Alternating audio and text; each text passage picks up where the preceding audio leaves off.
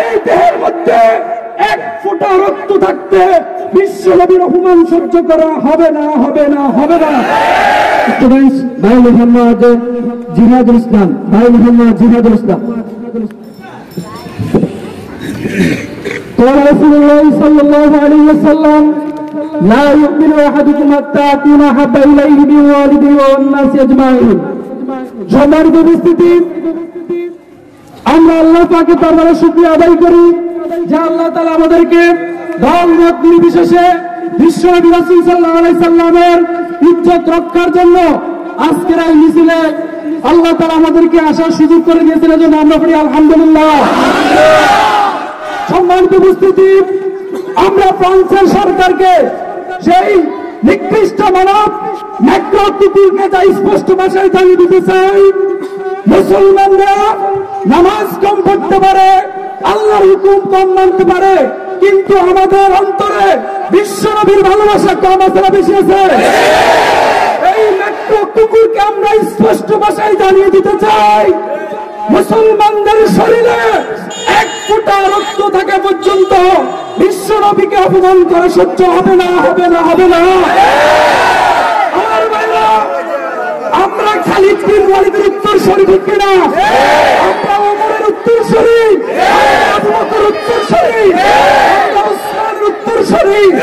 আমরা ম্যাক্রো সরকারকে বলে দিতে চাই, তোমার চেয়ে বড় নাস্তিক, তোমার চেয়ে বড় কাফেররা বিশ্বনবীকে অপমান করতে গিয়ে পৃথিবীতে থাকতে পারে নাই, তুমি তো সামান্য সুনুপুটির কিনা।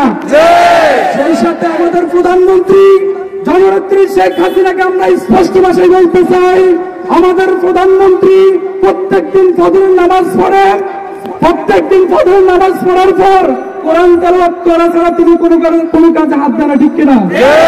আমার ভিতরে যেমন বিশ্বনবীকে গালি দেওয়ার কারণে, বিশ্বনবী ব্যঙ্গচিত্র করার কারণে দাউ দাউ করে আগুন জ্বলতেছে, আমরা 18 কোটি মুসলমান বিশ্বাস করি বিশ্বনবীকে গালি দেওয়ার কারণে আমাদের প্রধানমন্ত্রীর অন্তর সেই জ্বালা জ্বলতেছে, ঠিক কিনা বলে?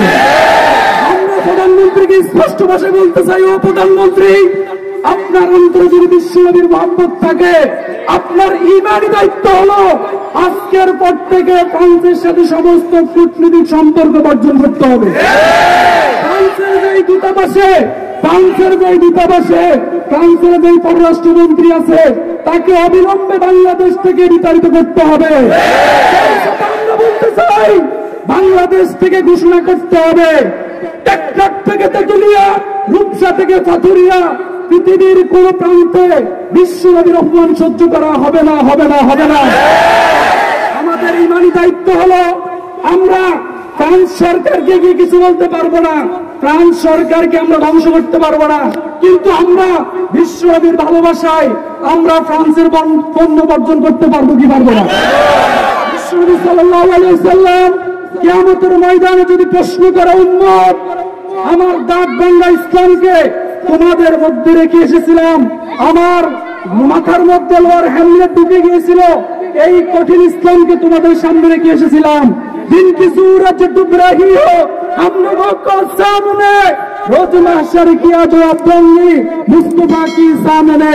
বিশ্বনবী আমাদেরকে প্রশ্ন করে, উম্মত, তোমাদেরকে জান্নাতে না নিয়ে আমি জান্নাতে যাব না, তোমাদের সামনে ফ্রান্সের সেই কুকুর আমার ব্যঙ্গচিত্র করেছিল, তোমরা কি করেছো, বলবে কি বলবে না? আমরা বলতে চাই, বিশ্বনবীকে আমরা বলতে পারবো, ইয়া রাসূলুল্লাহ, আমরা ফ্রান্স সরকার কিছু করতে পারি নাই, কিন্তু আপনার ভালোবাসায় আমরা উজ্জীবিত হয়ে আমরা মিছিলে শরীক হয়েছি, ঠিক কিনা?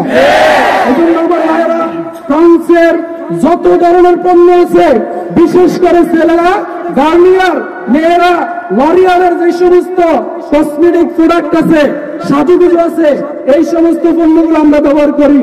আমার যুবক ভাইদেরকে বলতে চাই, যুবক ভাই, তোমার সামনে যদি তোমার রাসূলকে অপমান করা হয় আর তুমি ফ্রান্সের সেই রূপচর্চা করো, তাহলে বিশ্বনবীর সামনে কিয়ামতের ময়দানে কোন সুরতে তুমি দাঁড়াবে, ঠিক কিনা? ফ্রান্সের আরেকটা পণ্য বাংলাদেশে আছে, গ্যাস, টোটাল গ্যাস, কিনো আমাদের বসুন্ধরা গ্যাস আছে, এছাড়াও অনেক গ্যাস আছে। আমরা আজকে থেকে টোটাল গ্যাসকে বর্জন করলাম, ঠিক কিনা? সেই সাথে সাথে আমরা বলে দিতে চাই, আমাদের শরীরে এক ফোঁটা রক্ত থাকা পর্যন্ত বিশ্বনবীকে অপমান করা সহ্য হবে না, হবে না, হবে না। আমাদেরকে যদি কোন রাহবার আবার ডাক দেয় এই পৃথিবী থেকে ফ্রান্সকে নিচ্ছিন্ন করে দেওয়ার জন্য, কারা কারা আমরা এই ইমামের ডাকে সাড়ে দিবস দিয়েছিল? আমি বলেছিলাম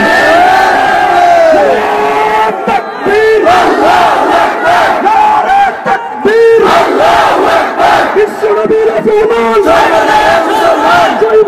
মুসলমান, উমরের হাতিয়ার, উমরের হাতিয়ার। ধৈর্য ওঠো আরেকবার, ধৈর্য ওঠো আরেকবার। এজন্য আমাদের ইমানি দায়িত্ব হলো এই মেট্রো সরকারের সাথে কাঁধে কাঁধ মিলিয়েছে আমাদের পাশের, যাকে আমরা বন্ধু রাষ্ট্র মনে করি, ভারত। আমার কাছে আমি বলতে চাই, ভারত যদি কোন দেশের বন্ধু হয় তারা শত্রুর বলতে হয়, ঠিক কিনা? আপনারা দেখেছেন এই কুখ্যাত নরেন্দ্র মোদী, আমরা হিন্দুদেরকে সম্মান করি, হিন্দুদেরকে আমরা সম্মান করি, ভিন্ন মতাবলম্বীদেরকে আমরা সম্মান করি, ঠিক কিনা? আমরা কোন উগ্রবাদী নই, আমরা হিন্দুদেরকে সম্মান করি যতক্ষণ তারা আমাদের ইসলাম এবং ধর্ম নিয়ে কোনো কটূক্তি না করে। যখনই কেউ আমাদের ইসলাম নিয়ে, আমাদের নবীকে নিয়ে কটূক্তি করবে, সে এই পৃথিবীতে থাকার অধিকার সম্পূর্ণ হারিয়ে ফেলে, ঠিক কিনা? এজন্য আমি সেই নরেন্দ্র কুখ্যাত কুকুরটাকে বলে দিতে চাই, তার অভ্যাসই হলো মুসলমানদের রক্ত শোষা। আপনারা দেখেছেন কিছুদিন আগে এই নরেন্দ্র মোদী মুসলমানদের প্রাণের জায়গা বাবরি মসজিদকে সে রাম মন্দির পরিণত করে, ঠিক কিনা?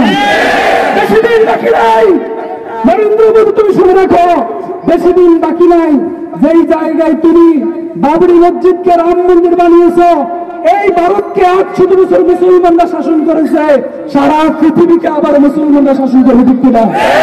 সেই সাথে সাথে আমাদের বাংলাদেশের 71 টিভি বিবিসি নিউজকে স্পষ্ট ভাষায় জানিয়ে দিতে চাই, তোমরা যেভাবে ইসলামের বিরুদ্ধে লেগেছ, যতটুকু করেছো থেমে যাও, না হয় বাংলার জনতা, বাংলার মুসলমান উম্মত তোমাদেরকে ছাড়বে না। আমাদের ইমানের দাবি হলো, যারা আমরা 71 টিভি দেখি এটাকে বয়কট করবো, ঠিক কিনা? বিবিসি নিউজ যারা দেখি আমরা এটাকে বয়কট করবো, ঠিক কিনা? যারা ইসলামের বিরুদ্ধে কথা বলবে তাদেরকে আমরা বয়কট করবো, ঠিক কিনা?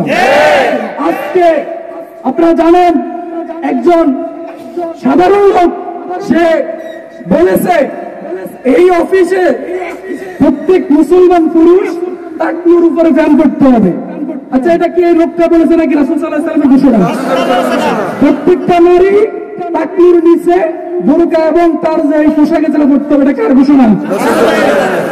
যখন তিনি এই প্রজ্ঞাপন জারি করলেন, বাংলাদেশের নাস্তিকদের মাথা গরম হয়ে গেল।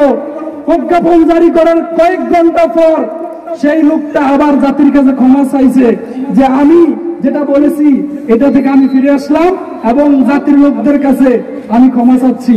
আচ্ছা বলুন তো, এই লোকটা যেটা বলেছে নাকি সঠিক বলেছে না ভুল বলেছে?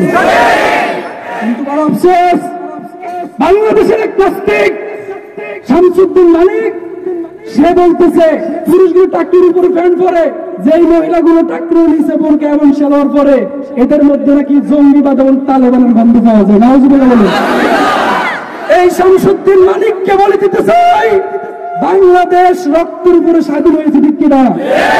আবার যদি আমাদেরকে ইসলামের জন্য, আল্লাহ রাসূলের সম্মানকে এই জমিনে টিকিয়ে রাখতে আবার যদি রক্ত দিতে হয়, তাহলে আমরা আমাদের বুকের তাজা রক্তগুলো ঢেলে দেবো, ঠিক কিনা?